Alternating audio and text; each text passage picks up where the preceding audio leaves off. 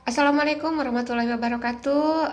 Saya Rina Yolida Nurdina, peserta kegiatan BCKS angkatan kedua kelas 4 dari Kabupaten Mandailing Natal.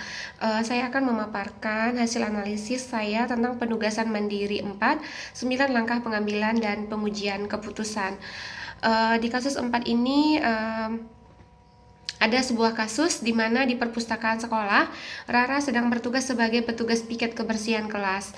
Saat sedang merapikan meja, ia menemukan sebuah dompet berisi uang di bawah kursi. Tanpa pikir panjang, Rara mengambil dompet tersebut dan menyimpannya di tasnya, menganggap itu adalah rezeki nomplok karena tidak ada orang lain yang melihat. Beberapa saat kemudian terdengar pengumuman dari Bu Sri, guru pustakawan, bahwa Nina, salah satu siswa kelas lain, kehilangan dompetnya saat membaca buku di perpustakaan. Tari yang kebetulan berada di perpustakaan sejak awal melihat jelas saat Rara mengambil dompet tersebut dan memasukkannya ke tas. Kini Tari menghadapi dilema. Di satu sisi, ia tahu bahwa dompet itu milik Nina dan kejujuran adalah nilai yang harus ditegakkan.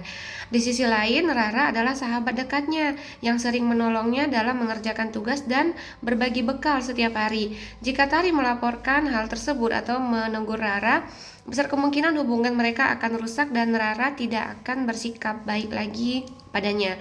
Pertanyaan, bagaimana seharusnya Tari menyikapi situasi tersebut?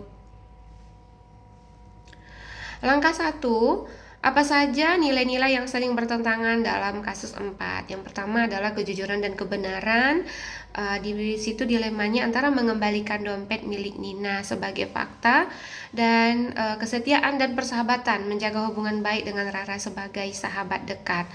Langkah 2, siapa saja yang terlibat dalam situasi pada kasus 4? Yang pertama ada Rara, siswa yang mengambil dompet, Nina, pemilik dompet yang kehilangan, Tari, saksi sekaligus sahabat Rara yang mengalami dilema, ada Bu Sri, guru pustakawan, pihak yang mengumumkan kehilangan dan berwenang di perpustakaan, dan warga sekolah lainnya yang akan berdampak oleh keputusan, termasuk dalam hal budaya kejujuran.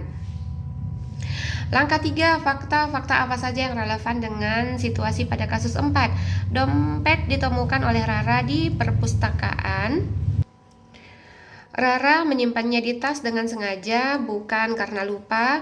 Selanjutnya, dompet tersebut milik Nina sudah diumumkan hilang oleh Bu Sri. Tari melihat langsung tindakan Rara, jadi ia tahu kebenaran dan Tari merasa terikat oleh persahabatan dengan Rara. Langkah 4, pengujian benar atau salah yang mana bisa dilakukan. Uji legal. Mengambil dompet yang bukan milik sendiri adalah pelanggaran hukum, termasuk pencurian. 2, uji regulasi bertentangan dengan tata tertib sekolah dan nilai kejujuran. Uji intuisi, hati nurani akan menilai tindakan Rara salah dan Tari tahu itu. 4, uji publikasi, jika diketahui publik, tindakan Rara akan mencoreng nama baik dirinya dan sekolah. Kelima, uji panutan, tokoh yang dijadikan teladan, misalnya guru atau tokoh bijak, pasti akan menyarankan untuk mengembalikan dompet dengan jujur. Langkah 5, pengujian paradigma benar lawan benar yang mana bisa dilakukan. Yang pertama, kebenaran versus kesetiaan, antara menegakkan kejujuran atau menjaga persahabatan. Dan yang kedua, individu versus kelompok, melindungi kepentingan pribadi, yaitu Rara, atau menegakkan nilai kejujuran yang penting bagi komunitas sekolah.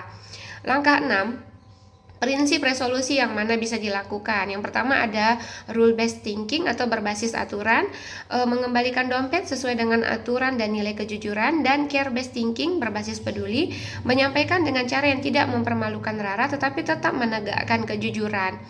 7, langkah ketujuh, adakah opsi lain yang lebih kreatif, adil, dan bijak yang bisa dilakukan? Ya, Tari bisa mengajak Rara bicara secara pribadi, mendorongnya untuk mengembalikan dompet sendiri kepada Nina atau melapor ke Bu Sri.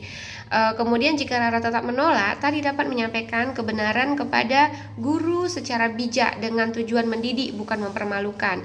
Dengan begitu, kejujuran ditegakkan dan Rara diberi kesempatan memperbaiki kesalahannya tanpa kehilangan muka di depan umum.